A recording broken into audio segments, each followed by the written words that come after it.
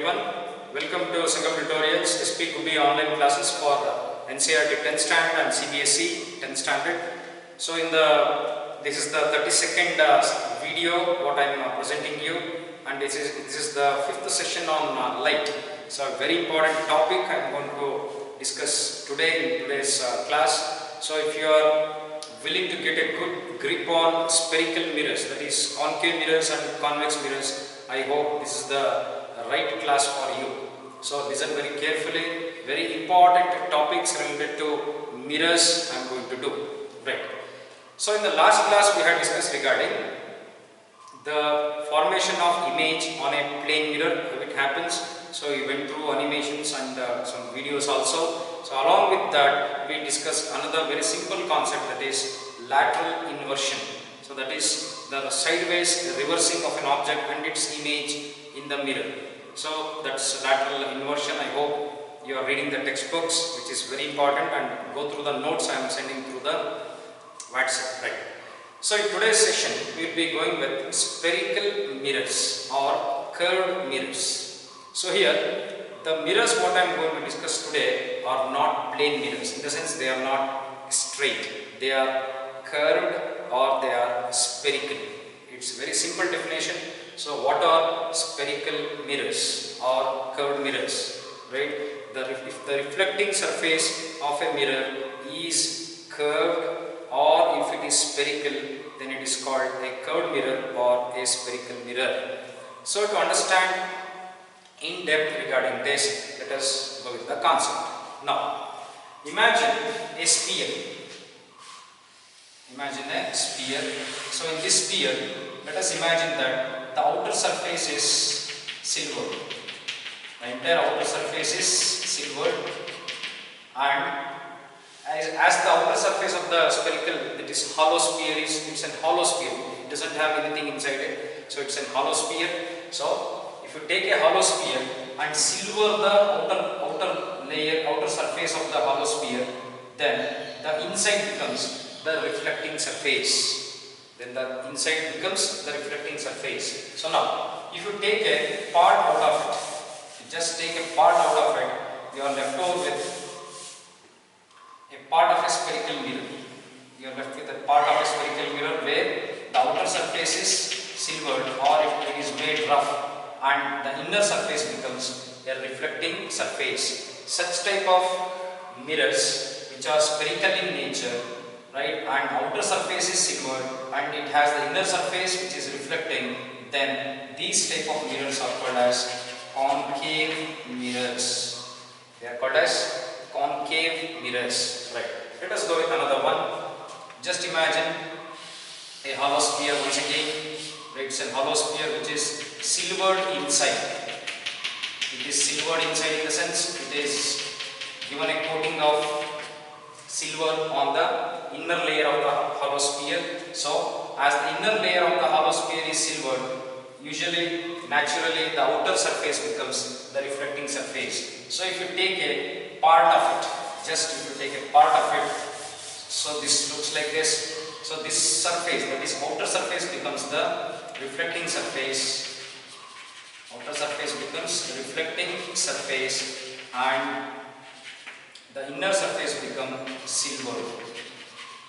So if the inner surface is silver, then the outer surface becomes the reflecting surface. So this is also a spherical mirror. So these type of mirrors are called as convex mirrors. So there are two types of spherical mirrors. One is a concave mirror, another is a convex mirror. So there is a clear-cut difference between both the type of mirrors.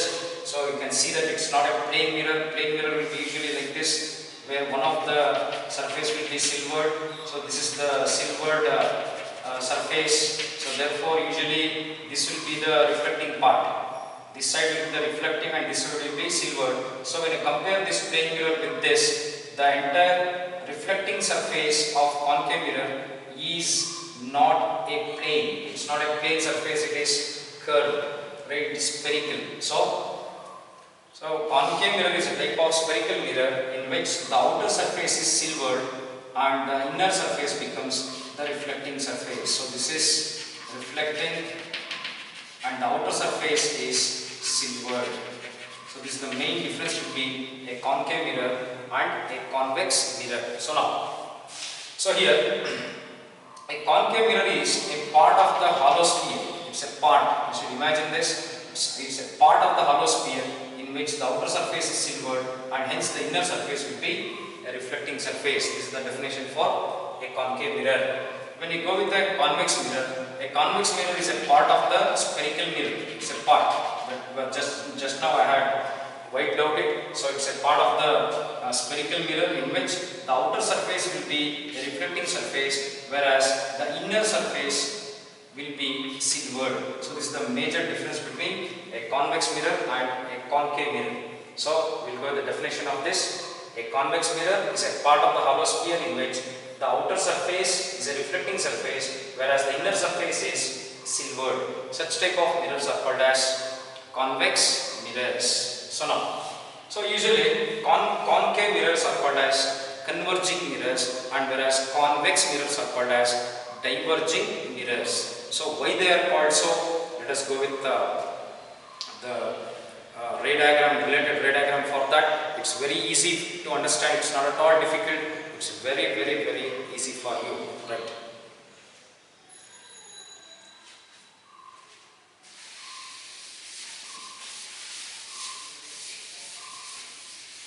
Now, first of all, we'll take the concave mirror. Let us take the concave mirror. So, concave mirrors are also called as converging mirrors. Converging mirrors. Concave mirrors are also called as converging mirrors. Now, let us imagine a concave mirror. So, as I told you, the outer surface is silvered for the concave mirror, and therefore the inner surface will be reflected. So, you should not forget that. So, now, when a beam of parallel light rays falling on a concave mirror, when a parallel beam of light rays are going to fall on a concave mirror. So let us imagine this. So this is one of the light ray. So this is one of the light ray coming from some source. At this direction we have some source which we do not know what is that source. So the light rays are coming from a source of light and falling on the concave mirror. So as they fall on the concave mirror, the light rays, it obeys the laws of reflection. In the sense, it is going to get reflected by this mirror, and the light ray starts traveling in this direction. So this particular light ray after reflection starts traveling in this direction. So here, if you draw a normal at this point, and if you draw a normal at this point, the angle of incidence, that is I, will be equal to angle of reflection. So here also the angle of incidence I will be equal to the angle of reflection, where they obey the laws of reflection. So just I wanted to show you, spherical mirrors or curved mirrors also obey the laws of reflection. So these two light rays after reflection, they meet each other at this particular point. That means the light rays, when they fall on a concave mirror, that is, which are parallel to each other, that's the condition. When a beam of parallel light rays are going to fall on a concave mirror, after reflection they are going to meet at a particular point. So what is this? What this mirror is doing is, when the light rays fall on a concave mirror, it makes the light rays to, after reflection, it makes the light rays to meet at a particular point. So these light rays which are meeting at a point after reflection, they are called as converging light rays. So these two light rays are called as converging light rays. So this is one of the light ray, this is one of the light ray. So these two light rays meet at this point, therefore these two light rays are called as converging light rays. So as these light rays converge at a point, therefore concave mirrors are also called as converging mirror. So let us go with another one. Let us imagine another spherical mirror. So this is a spherical mirror here. So we'll take convex. So convex mirrors, these are called convex mirrors. So convex mirrors, in other words, they are called diverging mirrors. Diverging, in the sense they make the light rays to diverge, provided those particular light rays should be traveling parallel and fall on the mirror. So here the inner surface will be silvered. So we know that according to the definition of a convex mirror, the inner surface of the mirror will be silver. Therefore, the outer surface will be exactly reflecting surface. So just imagine, let us imagine two light rays from a source of light are falling on the mirror. So one is from here. Let us draw another light ray from here. So these light rays, when they fall on the mirror, the light rays are going to get diverged. In the sense, it is going to get diverged. This light ray also is going to get diverged in this direction. So these two light rays which are moving away from the mirror or getting diverged after reflecting from the mirror surface are called as diverging light rays. These are called the incident light rays and these are called the diverging light rays. So here these two diverging light rays, after reflection from the mirror, they will never meet each other because they are moving as possible as far away from each other. This is moving in this direction, this moves in this direction. So we know that as they are diverging, they will never meet each other. So we, from this point of view, when we see from this point of view, this light ray, this particular diverging light ray appears to start from a point here.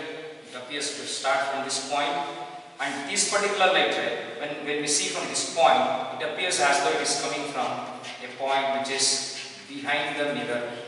So here these light rays, right, which are diverging light rays, appear to start from this point which is behind the mirror. So these are called as diverging light rays, and this phenomenon can be observed in convex mirrors. So this is the concave mirror, which is called converging mirror, and the convex mirror, which is called as diverging mirror. So if these things are to happen, then the two light rays have to travel exactly parallel to each other. So this is the phenomenon.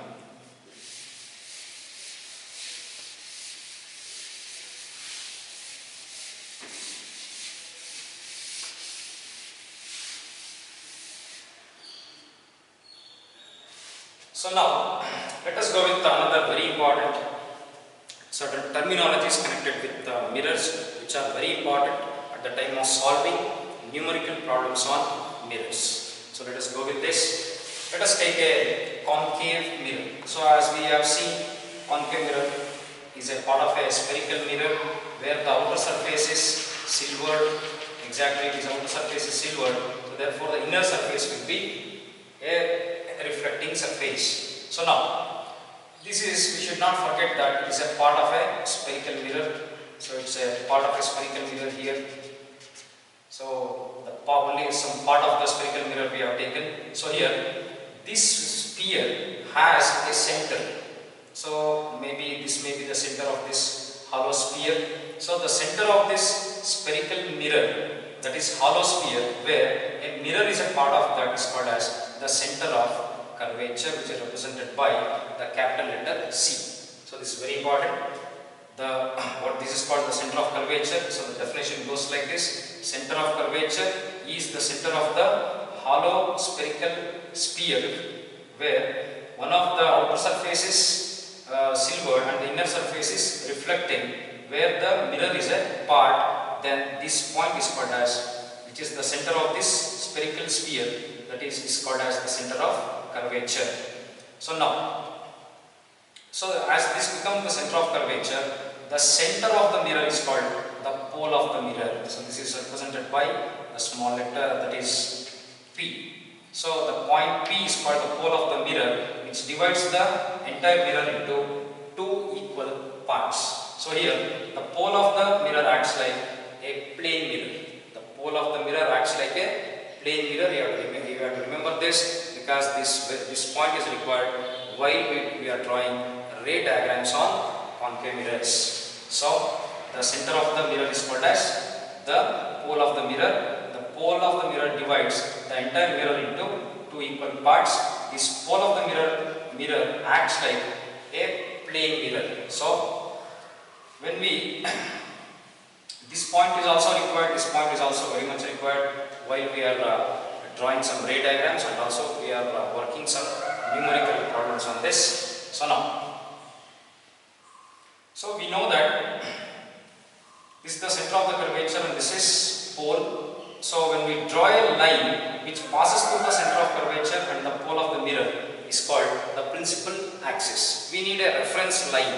Just what is principal axis means? It's just a reference line to judge the how light rays are falling on the mirror. How they are, whether the light rays are parallel or whether the light rays are not parallel, to analyze the direction of the light rays or from which direction they are coming and falling on the mirror. For such things we need the principal axis. So principal axis is a line which passes through the center of curvature, that is center of curvature and the pole of the mirror, and which can be extended on both sides. So they can be extended easily on both sides. So this is very important.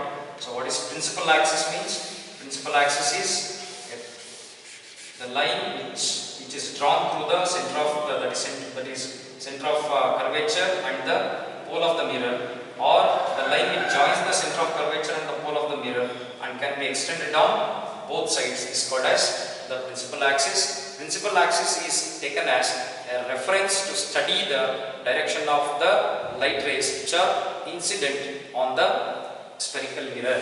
So this is center of curvature, this is pole. So now here the center of curvature and the pole, this is the principal axis. We will write this. This is principal axis. Now, as we see that this is a concave mirror, as this is concave mirror, the light rays which are incident on this mirror, they are converging at a point. They converge at a point. So this is a light ray which is traveling parallel to the principal axis. That's what I told you. So if you want to know this light ray, how it is with the mirror, so we have to check whether this light ray is parallel to the principal axis or not. If it is parallel to the principal axis, then the light ray is going to get reflected from the mirror and pass through a particular point on the principal axis. It's going to pass through a particular point on the principal axis. So let us imagine another light ray traveling towards the mirror which is exactly parallel to the principal axis. After reflection, the light ray is going to travel through the same point. So here, this is called the point of convergence. So here, when the light rays are made to fall on a concave mirror, the light rays are going to get reflected at a point on the principal axis, and this point is called as the point of convergence. And that point of convergence, in other words, it is called as the principal focus. This is very important. This is called as principal focus, which is represented by big letter F.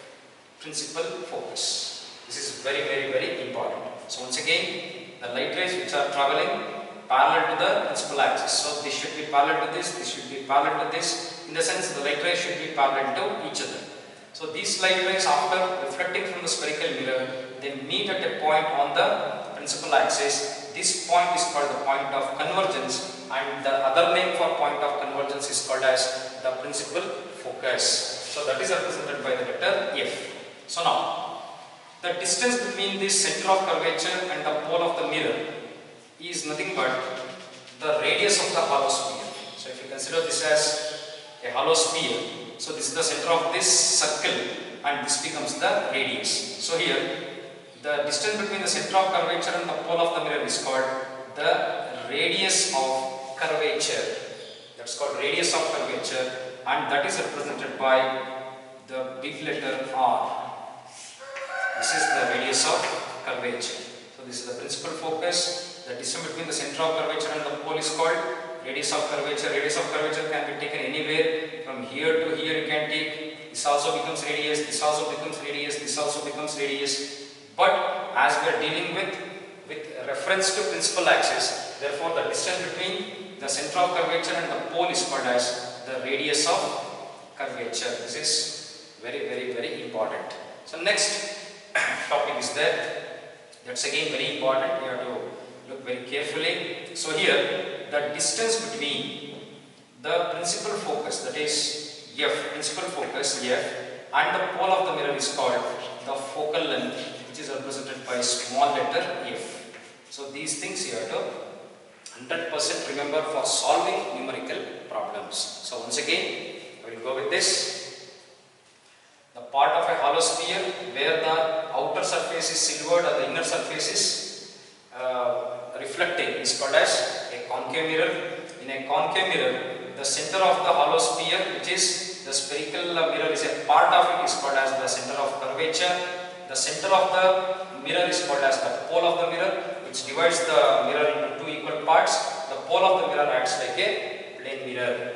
The distance between the center of curvature and the pole of the mirror is called as the radius of curvature, which is represented by the big letter R. Remember this. So here, the light rays which are traveling parallel to the principal axis after reflection from the mirror, they meet at a point on the principal axis. So this point is called as the point of convergence, and this point of convergence, in other words, it is called as the principal focus. So this is the principal focus represented by F, that is big letter F. Now, the distance between the pole of the mirror and the principal focus is called focal length. This is very, very important. This is focal length, and this focal length is represented by a small letter F.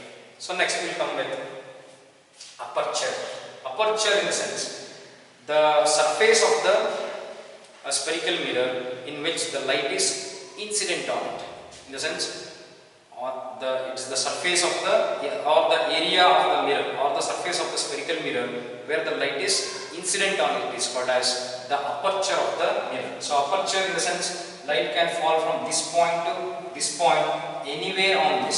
So therefore here, when I draw a line between the two ends here, so I can call it as x and this as y. So xy is the aperture of the mirror. This is very, very important. Now, if you want to get the image which is formed at the principal focus, we can place a plane at this point. We can place a plane at this point.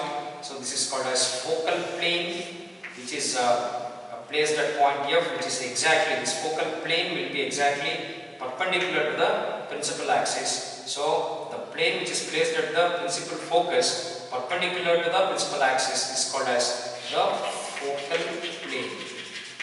So very important things we have discussed, very important. So once again I want to repeat. So this is a concave mirror. So it's a part of the hollow sphere where the outer surface is silvered and the inner surface is reflecting. So C becomes the center of curvature, that is C is the center of this hollow sphere. So this is represented by the letter C, very important. This is called the pole of the mirror, which is called the center of the mirror, which divides the mirror into two equal parts, and also the pole of the mirror acts like a plane mirror at that point, only at that point only. So this particular one point is going to act as a plane mirror. How it acts as a plane mirror, I will discuss in the next session. So here, the line which is drawn between the center of curvature and the pole of the mirror is called as the principal axis, which can be extended on both sides. So next comes, okay, so what is the uses of principal axis? It is taken as a reference to study the light rays falling on the mirror. So if they are parallel, if the light rays are parallel, or if the light rays are not parallel, so all these things we can find out by taking principal axis as a reference. Now, so here the distance between C and P is called as the radius of curvature, represented by the big letter R, and the distance between the light rays which are traveling parallel to the principal axis after reflection, they meet at a particular point on the principal axis. So this point of convergence is called as the principal focus, and the distance between the principal focus and the pole of the mirror is called the focal length. And the part of the spherical mirror on which the incident light can fall on it, or the part of the spherical mirror in which incident light falls on it, is called as the aperture of the mirror. The aperture of the mirror depends upon the size of the mirror. If the mirror is small, the aperture is small. If the mirror is big, the aperture becomes big. Okay. So focal plane, very important. So if I keep a plane at a particular point or a sheet of paper, maybe some sheet of paper or like that, when I keep a sheet of paper at the point of principal axis, that is F, on the principal axis at point F, perpendicular to the principal axis, then it is called the focal plane. So these are the terminologies related to concave mirror. So now let us go with convex mirror. What are the things happens here? Okay.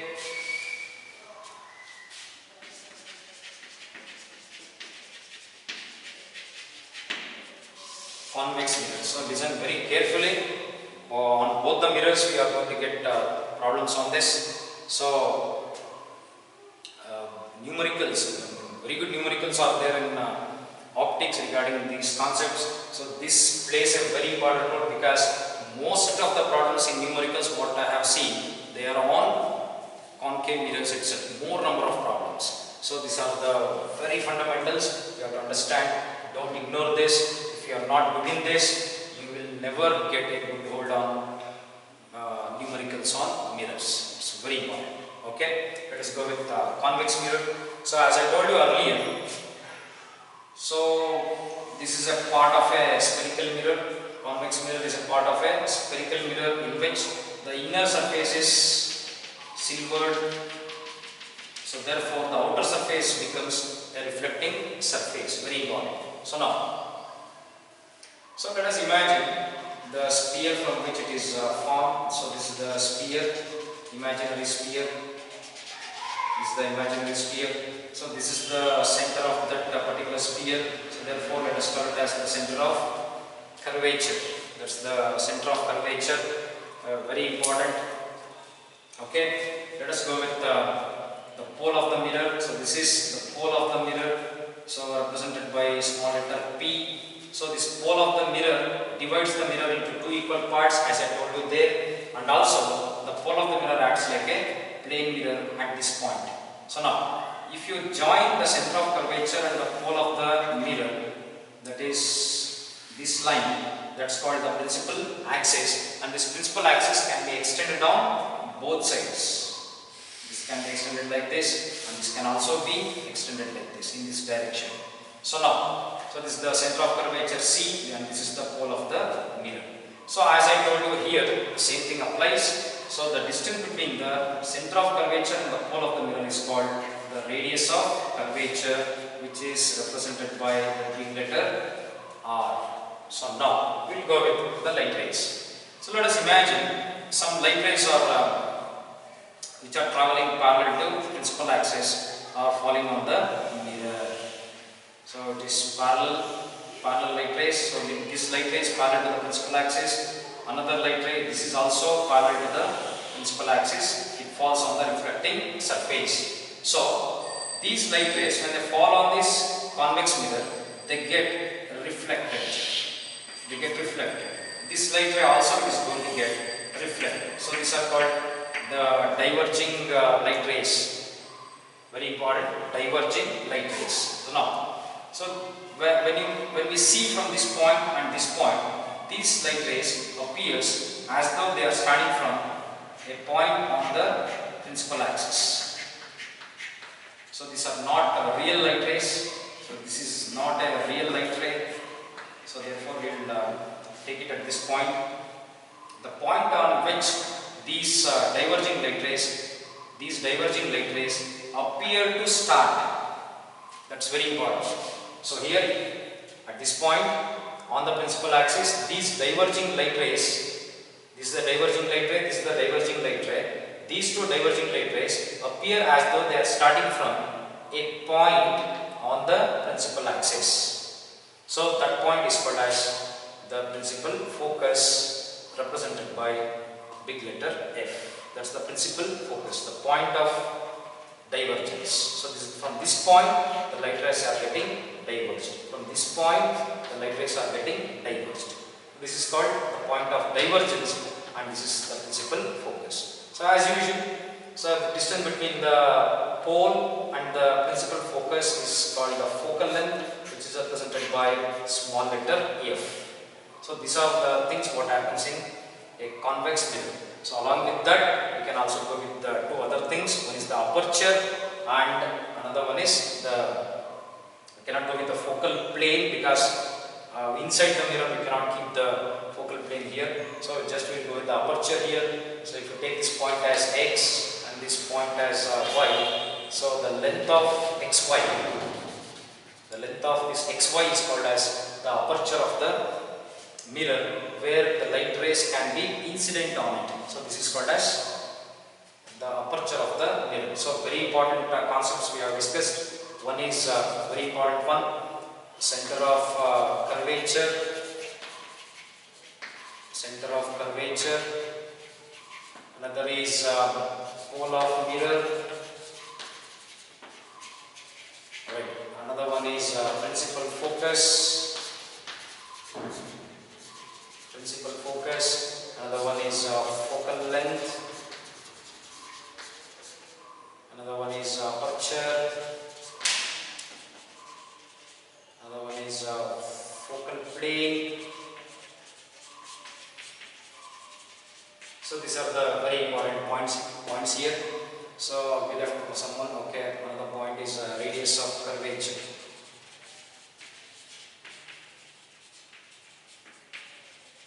Right. So all the definitions you should be ready with that because for 2 marks they may ask you in the examination. Define the following.